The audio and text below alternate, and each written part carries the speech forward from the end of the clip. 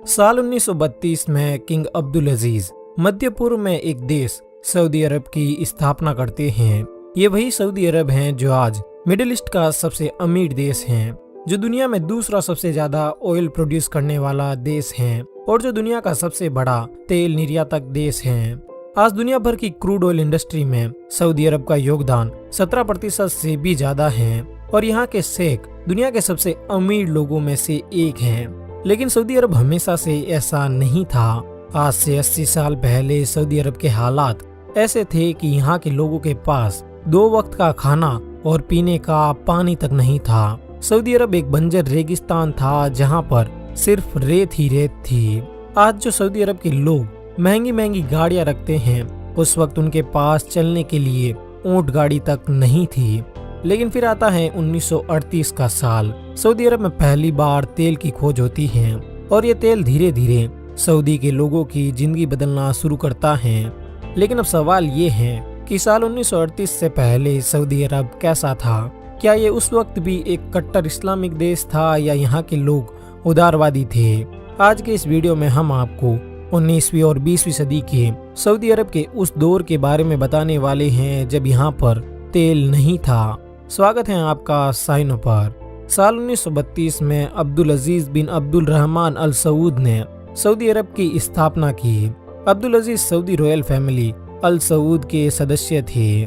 Saudi अरब का इतिहास फरवरी 1727 में सऊदी रॉयल फैमिली अल सऊद के पहले किंग मोहम्मद बिन सऊद के साथ शुरू होता है। साल 1727 में मोहम्मद बिन सऊद ने कई छोटे छोटे अरब राज्यों को एक साथ मिलाकर सऊदी अरब का निर्माण शुरू किया। साल 1800 तक आते आते सऊदी अरब का एकीकरण तेजी से हो रहा था, लेकिन इसी दौरान अरब लोगों की जिंदगी में इस बदलाव का कोई खास असर नहीं दिख रहा था। ये वो वक्त था जब सऊदी अरब में तेल की खोज नहीं हुई थी और सऊदी अरब दुनिया के सबसे गरीब देशों में से एक था। इस दौर में अरबी लोग ज्यादातर खेती पर निर्भर रहते थे। लोगों के पास संसाधन बेहद सीमित थे, इसलिए यहाँ के लोग कच्चा भोजन खाते थे और रेगिस्तानी इलाका होने के कारण ज्यादातर खजूर की खेती पर निर्भर रहते थे। खेतीबाड़ी के अलावा कई लोग ऊंट और भेड़ भी पालते थे। आज के दौर में जहाँ खाड़ी देश तेल के कारण काफी अमीर और आधुनिक हैं, वहीं उस दौर में यहाँ पर सिर्फ रेगिस्तान था। इसलिए उस वक्त के खाड़ी लोगों की जिंदगी और रहन सहन आज के मुकाबले काफी अलग थे। रेगिस्तानी इलाका होने के कारण अधिकतर लोग मिट्टी से बने कच्चे घरों में रहते थे। सऊदी अरब में गर्मियों के मौसम में तापमान 50 डिग्री सेल्सियस तक पहुंच जाता है, जिस कारण गर्मी के मौसम में ठंडा रखने के लिए इन घरों को पारंपरिक अरबी तरीके से बनाया जाता था। इस दौर में कई लोग रोजगार के लिए हस्तशिल्प और मोती व्यापार पर भी निर्भर रहते थे। उस वक्त खाड़ी देशों में मोती ढूंढने का व्यापार बड़े पैमाने पर होता था। लोग समुद्र से मोती ढूंढ ढूंढ कर इन्हें दूसरे देशों में बेचते थे। कई लोग मछली पालन भी करते थे। इसके अलावा कई लोग रोजगार के लिए दूसरे देशों में भी जाते थे। इनमें से अधिकतर लोग वेस्टर्न कंट्रीज की तरफ रुख करते थे। रोजगार की तलाश में दूसरे देशों में जाने वाले लोग अधिकतर छोटा मोटा काम ही करते थे। इनमें से कई लोग साफ सफाई और मजदूरी जैसे काम करते थे।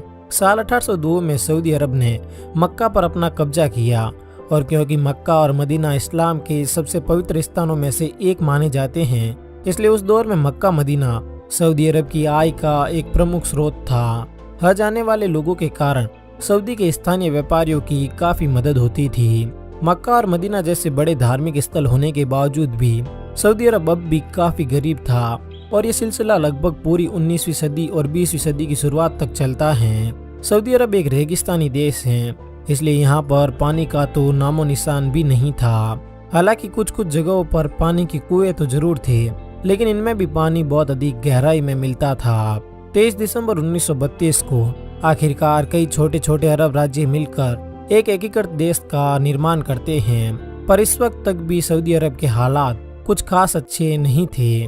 लेकिन फिर आता है साल 1938 का वक्त। फारस की खाड़ी के पास सऊदी अरब के अल अहसा में पहली बार एक बहुत बड़े तेल भंडार की खोज होती है। आने वाले 3 सालों में सऊदी अरब अरेबियन अमेरिकन ऑयल कंपनी यानी अरामको के साथ मिलकर बड़े स्तर पर तेल निकालना शुरू करता है।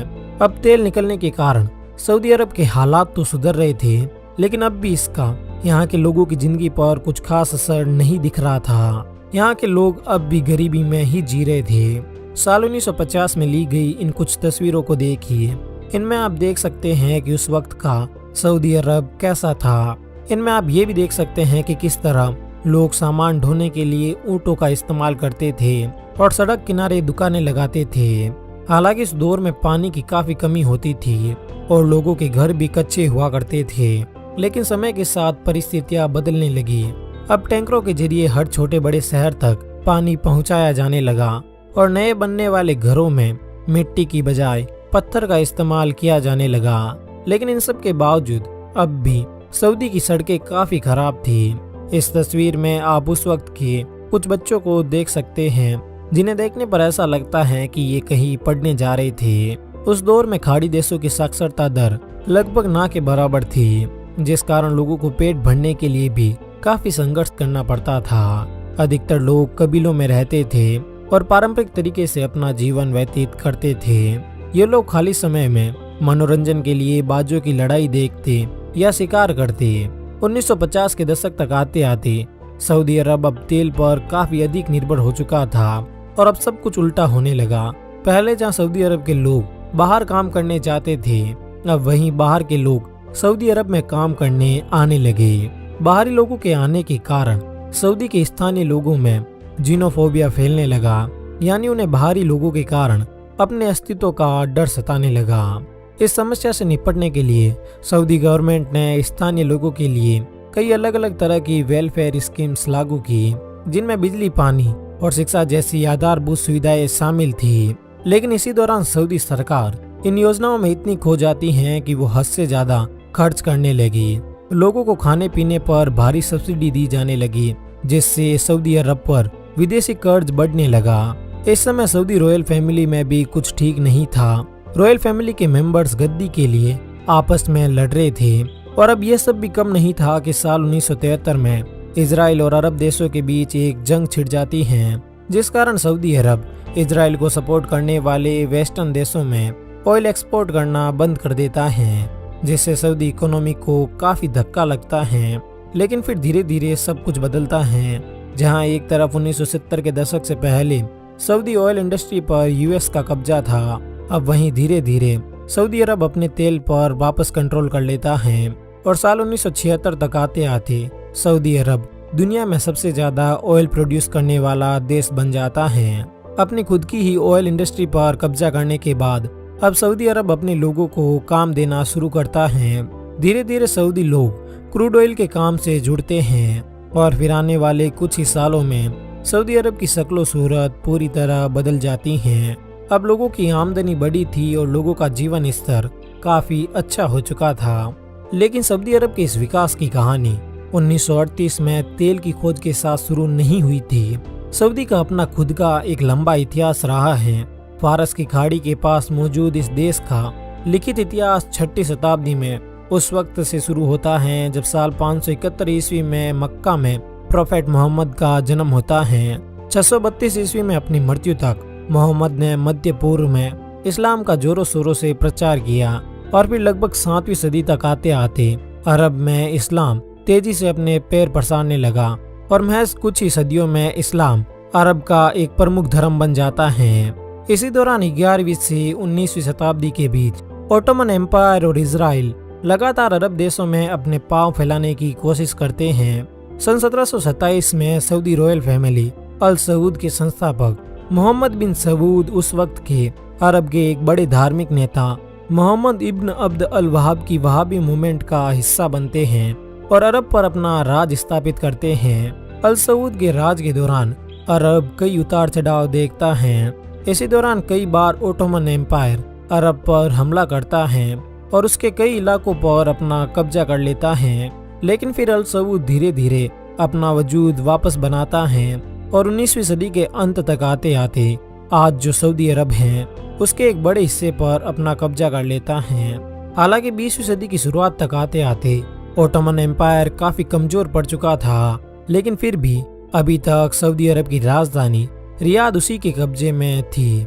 पर फिर साल 1902 में अब्दुल अजीज रियाद पर वापस कब्जा कर लेते हैं और साल 1913 में वो अल हस्सा को भी ओटोमन एम्पायर से छीन लेते हैं। अल हस्सा वही जगह है जहां पर सऊदी ने अपने सबसे पहले तेल भंडारों की खोज की थी। साल 1930 तक आते आते अब्दुल अजीज लगभग पूरे सऊदी अरब पर अपना कब्जा कर चुके थे और इसी वक्त मिडिल ईस्ट में तेल खोजने का काम भी जोरों शोरों से चल रहा था। साल 1932 में अरब की खाड़ी में पहली बार बहरीन में तेल की खोज होती है और इसके बाद तो मध्य पूर्व में तेल खोजने का ये काम और भी ज्यादा तेजी से होने लगता है। ये वो समय था जब सऊदी अरब में भी तेल के भंडारों की खोज हो रही थी। इस खोज में अमेरिकन माइनिंग इंजीनियर कार्ल ट्विटचेल ने एक महत्वपूर्ण भूमिका निभाई थी। और फिर समय आता है साल 1938 का। अरेबियन अमेरिकन ऑयल कंपनी यानी अरामको सऊदी अरब की ईस्टर्न प्रोविंस में दमाम ऑयल फील्ड में पहली बार तेल की खोज करती हैं और यहाँ पर एक ऑयल फील्ड डेवलप करना शुरू कर देती हैं। फिर साल 1941 तक आते आते यहाँ से तेल निकलना भी शुरू हो जाता है और इसके बाद तो सऊदी अरब ने आज तक कभी पीछे मुड़कर नहीं देखा। साल 2021 तक सऊदी अरब हर रोज लगभग 6,228 बैरल तेल एक्सपोर्ट करता था। आज तेल के कारण सऊदी अरब काफी अमीर हैं, लेकिन शायद भविष्य में तेल सऊदी अरब का ज्यादा साथ नहीं निभा पाएगा, क्योंकि आज हर साल सऊदी अरब का तेल एक्सपोर्ट कम होता जा रहा है और यही कारण है कि आज सऊदी अरब तेजी से अपनी इकोनॉमी को तेल से हटाकर टूरिज्म पर शिफ्ट कर रहा है और सऊदी का टारगेट है कि साल 2030 तक वो तेल पर अपनी निर्भरता काफी हद तक कम कर देंगे। सऊदी अरब के इस विजन को विजन 2030 के नाम से जाना जाता है। इस विजन के तहत सऊदी अरब एक ऐसी सिटी भी बना रहा है जो एक लाइन की तरह बिल्कुल सीधी होगी। अब हम आपसे जानना चाहते हैं कि आपका इस बारे में क्या मानना है कि आज से 80 साल पहले जो देश बिल्कुल गरीब था वो आज दुनिया के सबसे अमीर देशों में से एक है। क्या इसके पीछे की वजह सिर्फ यहाँ पाए जाने वाला तेल है या फिर ये सऊदी अरब की रॉयल फैमिली का एक विजन था जिसने इसे इतना आगे बढ़ाया?